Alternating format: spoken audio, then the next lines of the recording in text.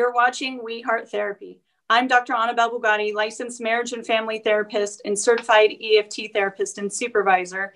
And I'm located here in Las Vegas, Nevada. That's where my practice is.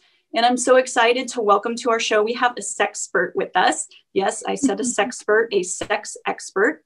Her name is Dr. Laurie Watson. She has a fabulous, fabulous podcast that just hit top 10 on iTunes, Foreplay Radio. I highly recommend it.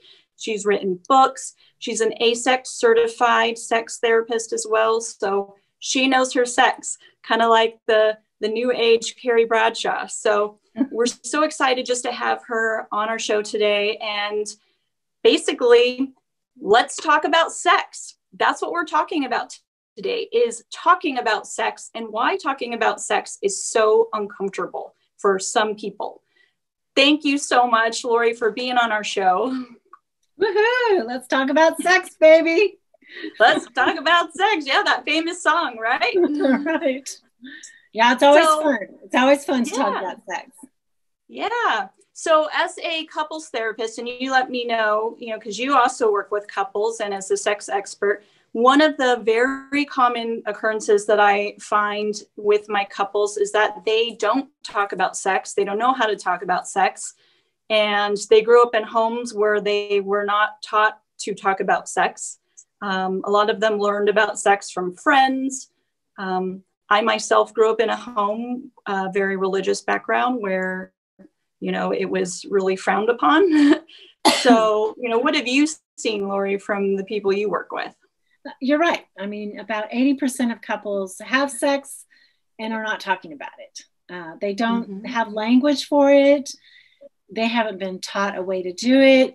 It's so vulnerable to talk about our experience. I think most of us would way rather have sex than talk about sex. Yes. And that's normal. That's common. And some of it is our background. And some of it is, we just have never seen it modeled. Which is so interesting because the impact of not talking about sex leads to not having very good sex, right? That is right.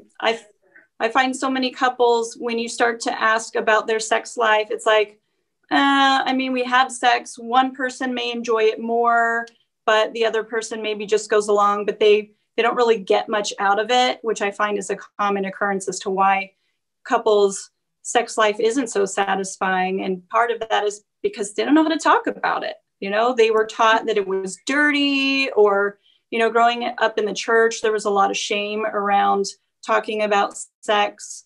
Definitely, I think a message I got in my household growing up was you have sex, but you don't talk about sex. And so so if you've read my bio, you know that I was married before. I married my high school sweetheart when I was just 20, the wee age of 20. I was such a kid back then, but I thought I knew it all, right? And, we did not talk about sex. And, I really didn't get why it was important to talk about sex. I didn't correlate that had anything to do with the quality of our sex life. But I also figured out that because of the shame from the church environment and conservative family, that I just felt so embarrassed, like when my husband would try to ask me to speak to him about it, I would just kind of like shrivel up inside, like, freeze, really freeze. Yeah. Well, that is ironically how I got my start as a sex therapist. Was I taught a premarital class in a really big conservative church. And the church required that couples, if they wanted to get married in that chapel, that they come through our class. And it was a big wedding church. So we had lots and lots of people come through. And one of the days that we taught was on sex and sexual adjustment. And I would just look out at mostly young couples, and they were all kind of nudging each other like, yeah, everybody else needs this, but we don't. And then who came back afterwards for therapy was all these young couples with sexual distress. And it was kind of surprising because it's not what you would expect. You think honeymoon phase, everybody's having fabulous sex when they're young. But actually the statistics show that within 2 years of committed relationship, there's a third of couples that are sexless. And we define sexless as basically less than 10 times a year, or low sex, having sex less than every other week. So they came back, they had sexual problems. You know, I was kind of a young married myself. I had grown up and was very Christian, and, you know, had my own hangups and things. And I think seeing these couples come back, it really drove me into the field saying, wow, there is such a need here. And by the way, I kind of need it too. And so, you know, I was able to grow and take trainings and education and eventually become a sex therapist.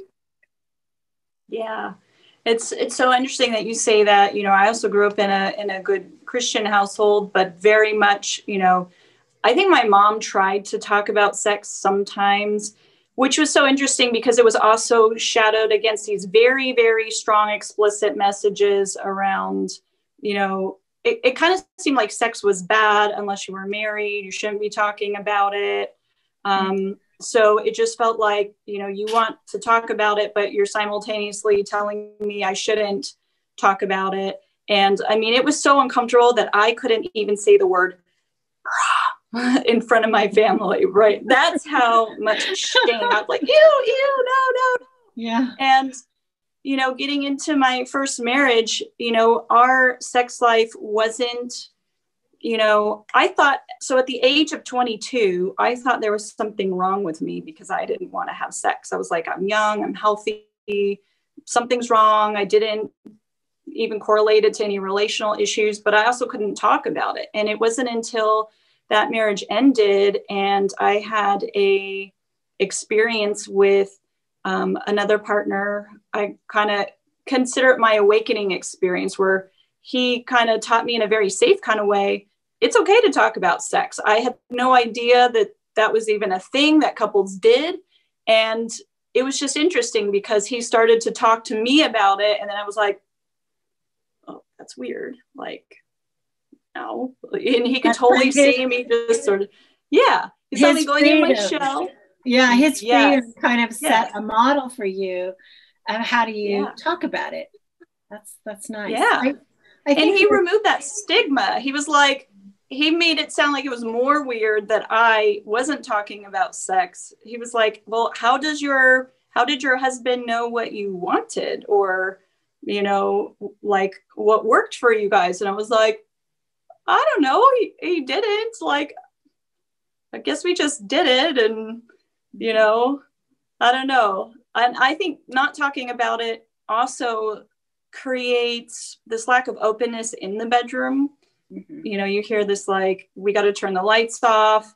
You know, it's like we can't really be present with that experience. We can't really expose ourselves because even when we are vulnerably exposing ourselves, we're not really sharing ourselves openly because we're trying to mask it with the darkness, like body shame, or I can't let my spouse see me. You know, I can't make sounds during sex, and you know, keeping your eyes closed during sex, which makes it hard to really connect, really sync together. So, you know, when I have a lot of couples come to me, I also find very, very similar. Like, you know, we've never just talked about sex. It was never okay. You know, I was just so amazed to find out that other people talk about sex and that it's okay and normal and that that can actually help a relationship. It was mind-blowing to me. I think, you know, I fortunately had a mother who told me the facts of life early and who was pretty open talking with me when I was young about it. So I was able to always get good information. I don't think that I got information about how you have an orgasm or that an orgasm was an important part of sex. I mean, that was all discovery much later on. And I do think that the culture that I was in the church had a message that on the outside was sex is beautiful and good in marriage, but you weren't supposed to somehow or another know until you got married. And so many young people were getting married with very, very little experience. And that first experience of full sexuality, I think, is sometimes kind of like a formative experience. And it sets the tone for how the marriage is going to be. I mean, people, can overcome that certainly, and they can get good information, but many people have that very first experience without education in the Christian church. And that was some of what the kids came back to me for, was how their first experience on the honeymoon had gone. And this sense, like you said, of I'm young and I'm not really wanting to do it. I don't know why. And it was part of this constriction of their spirit even, that was supposed to, be free. Now they're married. They should be on the highway, right, of sexual freedom. But instead, all the early no's, no, don't do it, don't do it, don't do it. The repressive cultural issues. I think even today, our culture is sex saturated. We have so many images, so many songs, so many. And it's not even necessarily about like healthy sex. It's just like bam in your face. Right. And I think what is worse today is young people getting married or young people starting to have their first sexual experiences. There's a performative value. You should look like that. That's what it should be like. So not only are they struggling with, what do I feel in my body? What do I feel about this person that I'm becoming sexual with? But it's like, and I should look like that when I'm having sex.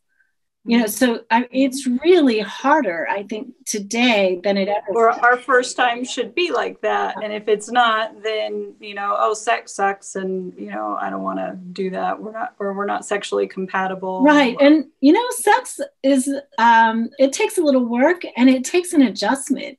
Most people's first sexual experiences are not the best sex they're ever going to have. And I would say I take, on my forms for people who come to see me for sex therapy, I take a history. And one of the sad things to me is that frequently women have much lower good experiences than their male partners. So men often have an exciting experience, not necessarily a really connected, emotional, experience with their partner, but often their body works, they have orgasms, and women often don't.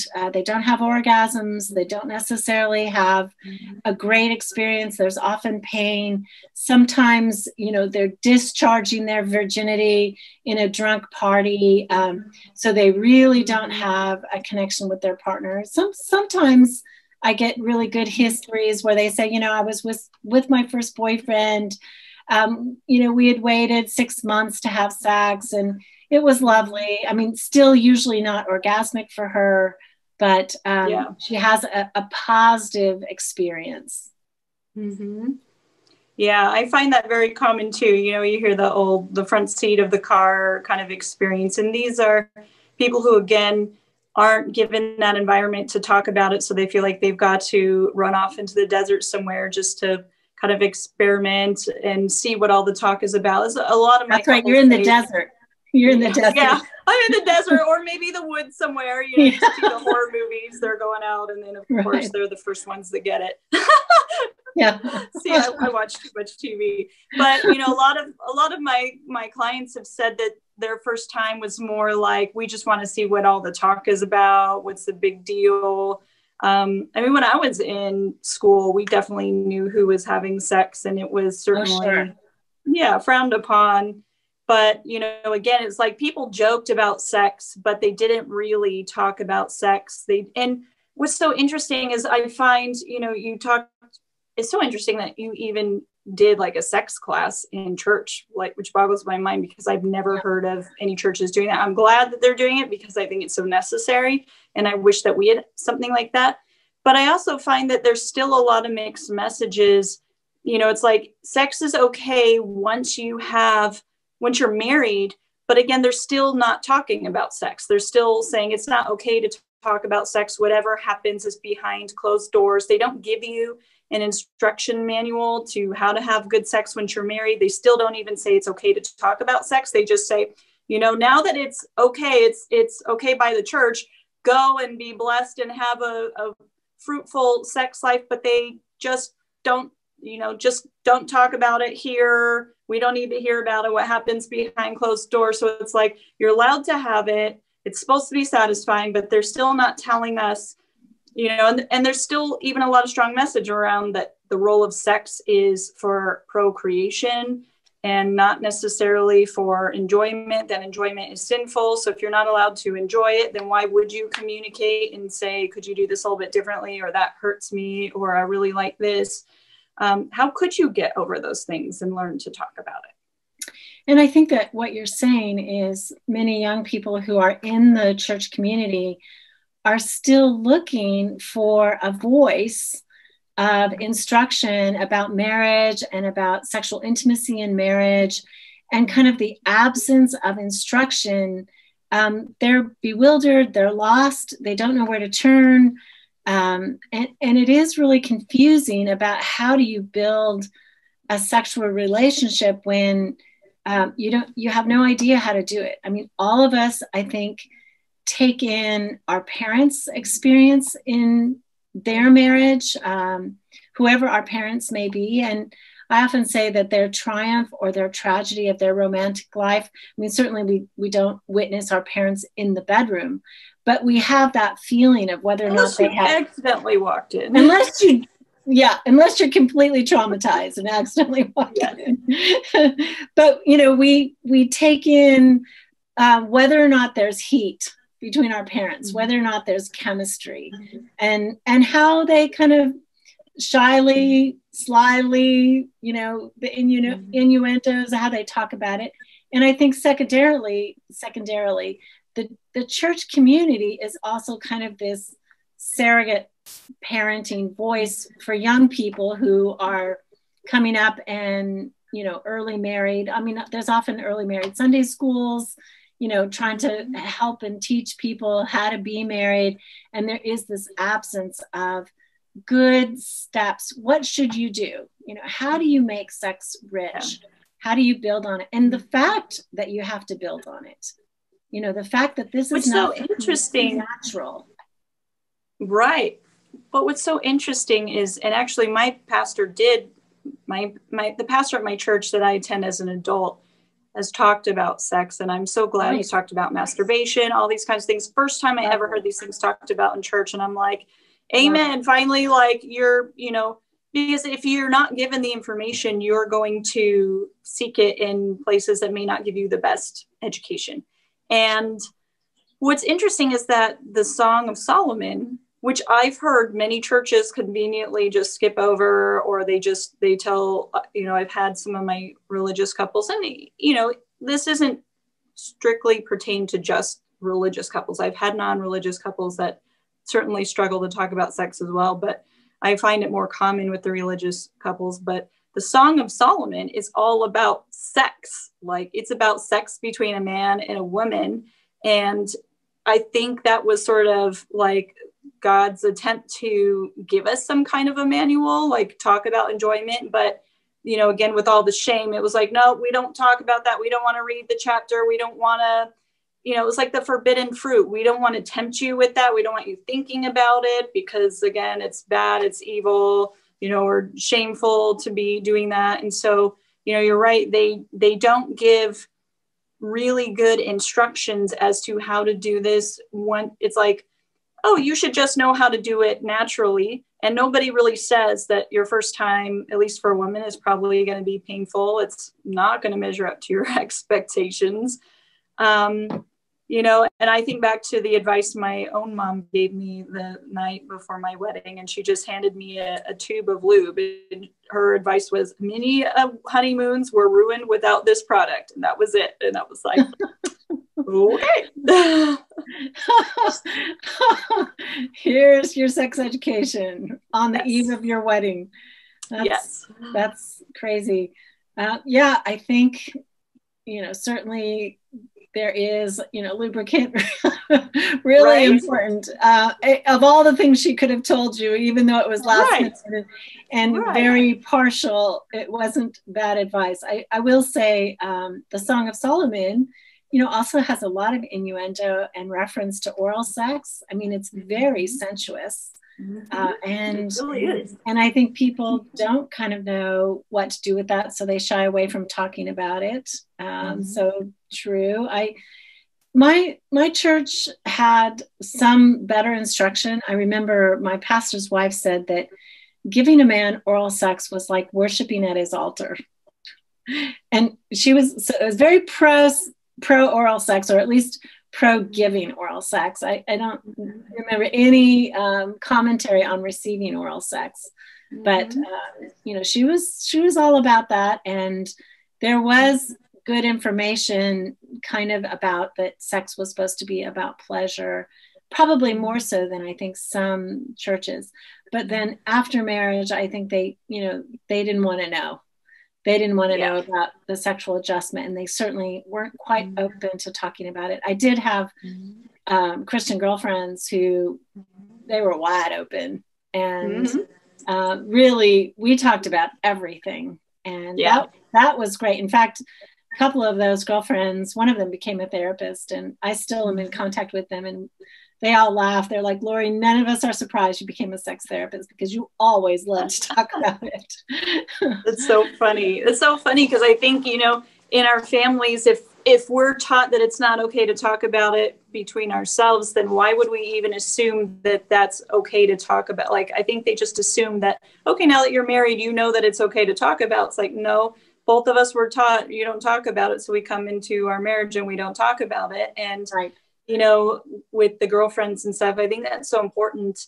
And I think, one of my favorite shows I love to bring up is Sex and the City, because that show, I think, really did a lot for opening the door on women's sexuality. And we have another episode that you guys will have to check out that we're going to be talking about women and sex. But, there was so much discussion about sex that it really started to normalize that you could talk about it. And, when I had that experience with a partner who taught me that it's normal and okay to speak of it between the two of you, it's intimate and it's helpful. I started going to my girlfriends, and we had never really talked about sex. And I was like, do y'all talk about sex together? And they're like, yeah, you don't. And I was like, where was that? Like, I was left off the boat, And so we began talking about sex, and, it changed a lot to be able to first speak about it with them and hear their experiences. It just helped to start normalizing even being able to speak about it. And it felt like a little more safety that I could speak with another woman about it. And then it made it a lot easier to start speaking about it in another relationship. But you really need that safety too. If you're somebody who has grown up with a lot of messages around sex, like really shaming issues. Again, it's dirty, it's bad, it's shameful, don't talk about it. And that your sex life isn't what it could be, and that you and your partner don't talk about sex. Being able to even broach the conversation with something like, I like us to start talking about sex, and it's a little weird for me. It's new. How is it for you? What were you taught about talking about sex? And just even like starting to tiptoe in that direction. What advice would you give for people when they're trying to change that aspect of their sexual relationship? Yeah, so I like couples to kind of go through the who, what, when, where, why conversation. So sometimes I think, who, in terms of who's going to initiate, what kind of messages did we grow up with? Did we hear from our culture about who should initiate? Some people come into marriage and they think, or into relationship and they think, the man has got to do it. That's his role. And other ones come into it and they think, no, this should be 50-50, and just even beginning that conversation, how did you come to decide who should initiate? Is it equal for you? Are you comfortable when I initiate? Is it, am I kind of waiting on you to initiate? Is it sexier for me when you initiate? Do I like that energy? That's one place to start. What I think about, how do lovers know what they're going to do in bed? Sometimes people are really explicit, like, hey, you want to go earn a merit badge and try this, you know? Yeah. Or do you want to, or sometimes I think with longtime lovers, it's kind of fluid. You go with the flow, you know what each other likes. Maybe it's just a mood that you communicate, or maybe you very subtly move each other's bodies. And so you're moving from one position to another, and you don't talk about it explicitly, but you know, in the past, maybe you have said, this is what I like. And this is how I like it. And so they communicate in two ways, verbally and physically. That can help. But what being you really do in bed, right? What you do Yeah. in bed and what you want to do in bed and what you fantasize about doing in bed, those are awesome conversations to have, and often fun. I mean, I encourage people, maybe those are conversations you have in the bathtub with a glass of wine, you know, so it's a really sexy way to have the conversation. Or if you don't feel that safe, then maybe it's, you know, over coffee in the morning and you talk about the, you know, these are kind of my top 5 things I would love to try, or what I really like. Where are we going to do it? You know, does it always have to be in the bed? You know, can it be in the front seat of the car occasionally, or on the kitchen table? On the kitchen table, in front of the fire, you know, all of that. On the stairs. Right. When is a big, important conversation, because, you know, some people are morning people, other people are nighttime people. And I often find couples get kind of caught in a power struggle over the when. You know what, I have to have it at night because everything has to be done. And I want to just put the day to bed, and then I'm free psychologically to have sex. And other people are like, are you kidding? I'm pooped at night. I don't want to do that. I got to wait until Saturday morning when I have my energy or whatever. So talking about that, and I think if people get stuck there, it probably is indicative of a bit of a power struggle, you know, because there's always a noon time, you know, there's always Sunday, 2:00 nap time. You know, there are flexible times. When people say we don't have time for sex, I often have them review their couple of days for me. And, you know, and I can find 5 or 6 times they could have had sex, you know, but they are just rigid and they get stuck there. So that conversation. I was going to say, I think part of that too is I think the ritual that people have built up around having to get in a place of arousal or desire. And they're like, I'm too busy. I'm not really thinking about sex. And again, this is where communication drop off can happen, where, you know, I have my couples like, are you aware of like desiring sex at any point during the day? And when they say yes, I say, well, do you share that with your partner? Do you send them a little text message saying, hey, I'm having a little sexy thought of you, or, you know, sex tonight? And they're like, no, I just, you know, I have the thought for a second and then I put it away because, you know, I've got a work project. And besides, I know my partner's going to be tired. And I'm like, and then their partner is always like, well, I could have had sex. I might have been interested, you know, so it's like they miss these opportunities because they assume that there's no way their partner will be interested, and they never give them the benefit of the doubt to do anything differently. And, you know, and then I always talk about, well, what if you guys schedule time together? And again, it's like, oh, well, it has to be spontaneous. And you and I know from the science and the work that spontaneous sex isn't the only way to have satisfying sex. That securely connected sex is actually the most amazing sex you can ever have.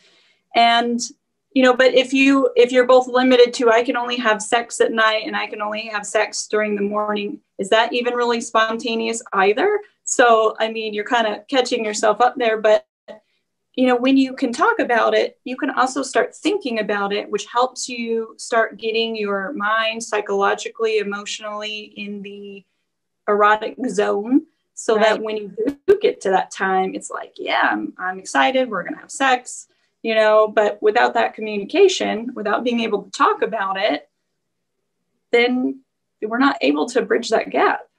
And you're really talking about couples becoming aware of their own sort of daily sexual energy highs and lows. I love that. You know, because becoming aware of that, then you can capitalize on it. Like maybe, I know for me as a young person, 10 o'clock, ding, ding, ding. I was at work and it was like, whew, I feel so awake. I feel so alive. Sex, would just cross my brain.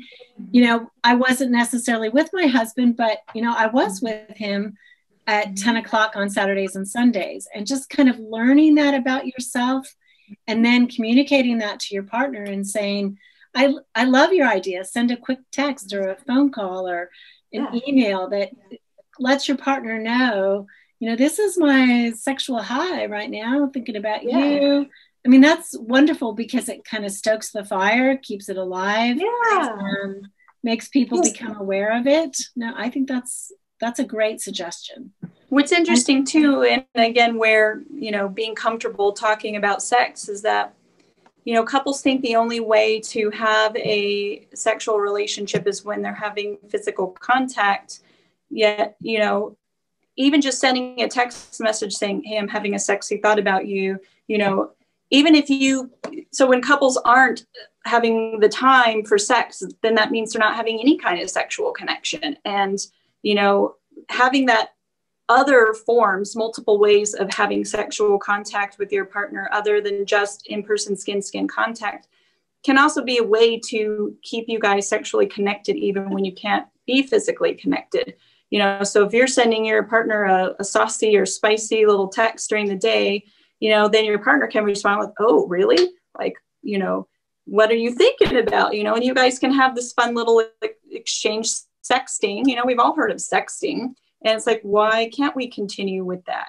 Maybe when you were first together, it might have seemed fun and risque to send a picture of yourself. But now that you're married, or you've gotten into this rhythm, it's like we stop doing that. We stop sharing that sex with each other. We don't have phone sex. We don't have sexting with each other. I mean, how fun would it be, if your husband's an accountant and he's doing someone's taxes and then he gets this really fun text from you? It's like, I've heard so many spouses come and say, my wife did that this week and it was so exciting for me, like just even the naughtiness of here I am, like doing someone's taxes and my wife's like, or whatever, so it's kind of fun, made their day for sure. Absolutely. Yes. Yeah. And I think you're right that the sexual relationship is something that we build in small ways throughout the day. It doesn't just happen, boom, at night, pull down the covers and we're going to be sexual beings. It's something that we, help each other co-create a moment of desire. And I'm with you. I think scheduled sex is a good way to at least have a baseline. I mean, I'm not sure couples can have high times of, sex that if it's without sort of the foothills of regular sex. So I think absolutely schedule it. I mean, we're busy once you got kids and 2 jobs and, little energy, making sure that it's scheduled is great. I actually also encourage the person who has the lower libido to be the one who schedules it. And what I say to them is, don't put it on the calendar, put it on your calendar. So it's like, don't build the expectation with your partner that Thursday night I'm going to have sex with you, because then that adds pressure. But put it on your calendar. Thursday night I'm going to have sex. I'm going to let my partner know. And what do I need to get there? Maybe I need a nap. Maybe I need extra rest. Maybe I need a little bit of time to myself on Wednesday night so that I'm more prepared to enter the sexual experience on Thursday night, which is a merger experience. But I feel like I've had enough autonomy so I can do that. So I think scheduled sex is great. Yeah, and it really gets the wheel spinning, so that, again, you can get yourself into that erotic zone because, they say like your brain is one of your most powerful sex organs. I don't know why I can't talk today. One of your most powerful sex organs is your brain, getting yourself to think sexually about your partner, thinking about yourself sexually. And again, if we're not comfortable talking about sex, we're usually not comfortable talking about scheduling sex or having sex. And these are all missed opportunities.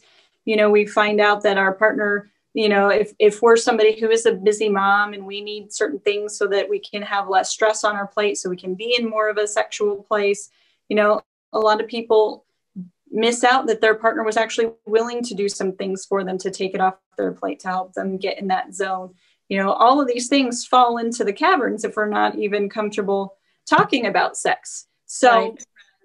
You know, some important things here, I think, is sex communication, talking about sex happens in multiple ways. And one of the really important ways is in the bedroom when you're having sex or wanting to have sex, how you can coordinate moves, start to really tune into each other and explore and have fun, but also out of the bedroom, whether, you know, you're also just having a sit down over breakfast and talking about what's going to happen in the bedroom, or just talking about scheduling sex and, you know, your desire, your libido, having sexual play or banter or fun, you know, all that's really important. And so if you're sitting here watching this and you're somebody who isn't really comfortable talking about sex, or you grew up in a house where you're not comfortable, and, you know, I think it would be great to, you know, come up with some ways that you can start to examine your own beliefs. Because I think the first conversation you have to have about your views on talking about sex is a conversation you have to have with yourself. Go into your own heart and ask yourself, you know, what was I taught to believe about sex?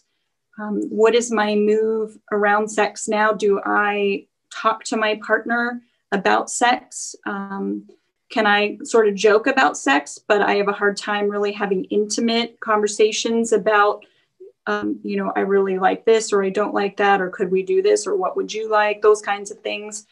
What is your comfort level around things that happen in the bedroom and communicating in the bedroom? You know, were you taught that, you know, there's shameful messages around making sounds, like you're too embarrassed to make sounds, so you can't really signal to your partner when you're enjoying something or not enjoying something.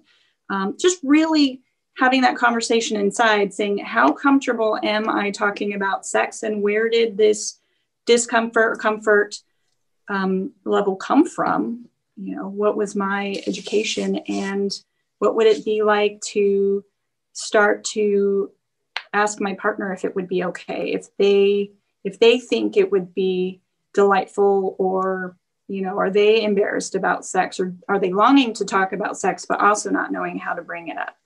What other kinds of things would you suggest? I think that is one of the hardest places, right, to really talk about the touches that we like and what turns us on. I think there's an inherent shyness in some people about that. Maybe they don't feel this right to pleasure, or they feel somehow or another, if I share what I know, that may threaten my partner. There's a lot of reasons that people don't share. Just that comes up inside them as a resistance to this. But I think even as I was listening to you, Dr. Bugatti, it was like you have such a freedom and a spirit of openness about talking about it. I'm just hoping people feel that as they listen to this. I was thinking, I'm going to send couples just to watch us because of the way you are so permission giving about it. And I think that's important. I don't think that many people have heard it's okay and it's necessary and it's important to tell your lover really it's explicit things. You know, I like to be touched in this way. You know, I like to be caressed here. I like it in this order. This is the way that works for me. When I was a young married, I remember a girlfriend said, you know, that whole baseball thing, first, second, third, home, that's the order I like it in. That works. You know, it's just great. You know, and maybe that doesn't work for you. Maybe you need, you know, lots more foreplay and lots more touching. Or maybe sometimes you know, just want to have a quickie. And how do you express that and talk about, this is what I like? I do say, and maybe this is a little spicy, but I do say, you know, it'd be lovely if you could even show your lover how the touch should go with the right pressure, the right stroke, kind of demonstrating and talking. I mean, that's another way to communicate, is a demonstration. So I would say, please tell your lover. I think most people really do want to know, and they want to know what their partner enjoys and what turns them on. Some couples, some of my young premarital couples or my early married couples, I do sort of like these body diagrams where it's just a blank diagram of each body. And I have them number where they like to be touched first, like, 1 through 10, and you put the number of the order on the part of the body. And, you guys share each other's map. And sometimes they're surprised, like a man may want to go right for the breast, whereas a woman wants her neck first, or, maybe wants her feet rubbed or wants to be, it's different, but being able to even like, where are my erogenous zones on my body? Where do I like to be touched first? Because sometimes if you go to a certain area first, it can be kind of a turnoff, or, so being able to help each other understand. But again, if you don't feel comfortable talking about sex, it's going to be hard to have these conversations. And I wasn't comfortable talking about these things, and I had to give myself permission. And luckily I had a safe experience to start examining my own beliefs. But that's exactly where I had to start was, am I having the kind of sex life that I want to be having? And, why does it feel so weird to talk about it? When I'm in the bedroom with my husband, if I make a noise, why is it that I feel like I've got to put a pillow over my head so that they don't see my face or my expressions? What is that about? Why do I turn away? Why can't I really let myself be in this? Why do I feel so much shame of saying, move your hand a little to the left or up or down, or, like, what is the big deal? Why is this such an issue? And so I really had to sit with those myself and examine, where my beliefs came from, how those impacted my moves in sex and the kind of sex I was having, and how others might be experiencing me, how my husband, might have been experiencing me sexually, and, and then starting to open up that door of communication with a partner, or your spouse. Like, how comfortable are you talking about sex? Maybe you're actually really comfortable, but because you thought I was uncomfortable, you didn't want to push me. And now you're like really excited. Yeah, I've been wanting to talk about sex forever, Yeah. So really just giving you guys permission, because it's one of the biggest important factors that you can incorporate into helping take your sex life from 0 to wherever you want it to be. It's not going to happen without communication, body communication, physical communication, being in sync, attunement, but that verbal communication too, because a lot of times verbal communication can be a precursor to that physical communication too. Right. Absolutely. And sex is glue. We need to be bonded in our hearts and our bodies. Mm-hmm. Absolutely. Absolutely. So, Dr. Laurie, thank you so much for being with us. Now, you have some books, you have blogs. Tell us where people can find you, what materials you have out there. Okay, great. So, speaking of talking about sex, that's kind of my latest endeavor. I am the co-host of Foreplay Radio, and it is found wherever you find podcasts. We have hit the top 10, and I am with a co-host, George Fowler, who is a guru couples therapist and a pleasure to work with. And we are trying to have both a factual and fun conversation about sex. And he's a bit of fun. So that's been a great endeavor. And I am on Psychology Today. Married and Still Doing It is my blog there. You can find me at awakeningscenter.org. That's my practice. I do intensives where people fly in for the weekend. Right now, I'm not taking new patients in general, but that is one way to see me if you would like to do that. And I would just love to touch base with your audience. This has been fun. Thank you so much for having me. Thank you so much for being on. And you've written a book, right? Yes. Yeah, I've done a few things. Okay, Wanting Sex Again is my book, and you can find that on Amazon too. And that's a really good book for communication. It kind of breaks down all the different stages and problems of libido, but it's not just for people who have low libido. It's also people struggling with, how do we manage the chore wars and the power struggle in that stage of life. What do we do about menopause? You know, there's trauma issues that are discussed, people who've been sexually molested, and the who, what, when, where, why conversation.